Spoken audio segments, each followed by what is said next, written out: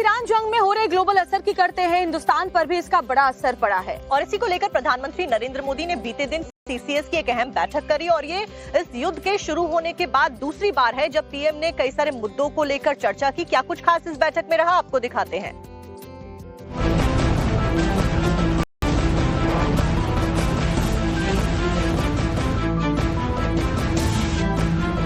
America, Israel और Iran के बीच पिछले 34 दिनों से जंग जारी है, जिस पर पूरी दुनिया की नजर बनी हुई है।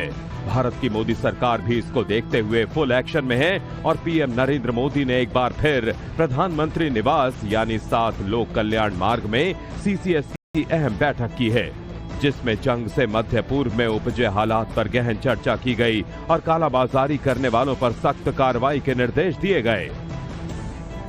बैठक में कृषि, उर्वरक, शिपिंग, विमानन, लॉजिस्टिक्स और एमएसएमई क्षेत्रों में उभरती चुनौतियों से निपटने के लिए उठाए जा रहे कदमों पर चर्चा हुई। एलएनजी और एलपीजी की सप्लाई के लिए दिल्ली में कई रिसोर्सेज का विस्तार किया जा रहा है। घरेलू उपभोक्ताओं के लिए एलपीजी की कीमतों में कोई बदलाव नहीं किया गया है। जमाखोरी और कालाबाजारी रोकने के लिए सख्त कार्रवाई की जा रही है। पीएनजी कनेक्शन बढ़ाने के लिए भी कदम उठाए गए हैं। बिजली की उपलब्धता सुनिश्चित करने के लिए गैस आधारित पावर प्लांट्स 7 से 8 गीगावाट क्षमता को गैस पूलिंग मैकेनिज्म से छूट दी गई है और थर्मल पावर स्टेशनों के लिए कोयले की आपूर्ति बढ़ाई जा रही है। कृषि क्षेत्र में उर्वरकों की उपलब्धता के लिए विदेशी आपूर्तिकर्ताओं के साथ समन्वय किया जा रहा है। राज्यों को छापेमारी के जरिए जमाखोरी और कालाबाजारी पर रोक लगाने के निर्देश दिए गए हैं। खाद्य वस्तुओं की खुदरा कीमतों पर नियंत्रण करने के लिए कंट्रोल रूम स्थापित किए गए हैं, जो राज्यों और केंद्र शासित प्रदेशों के साथ लगातार संपर्क में हैं।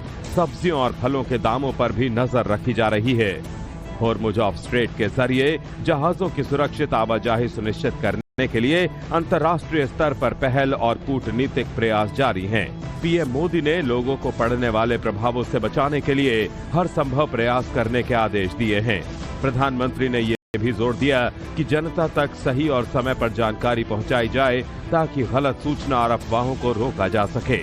बैठक में गृह मंत्री अमित शाह, रक्षा मंत्री राजनाथ सिंह, विदेश मंत्री एस जयशंकर, वित्त मंत्री निर्मला सीतारमण, पेट्रोलियम मंत्री हरदीप सिंह पुरी, वाणिज्य मंत्री पीयूष गोयल, कृषि मंत्री शिवराज सिंह चौहान, फर्टिलाइजर मंत्री जेपी नड्डा, रेल मंत्री अश्वनी वैष्णव, एनएसए अजीत डोभाल, कैबिनेट सचिव टीवी सोमनाथन भी बैठक में शामिल हुए।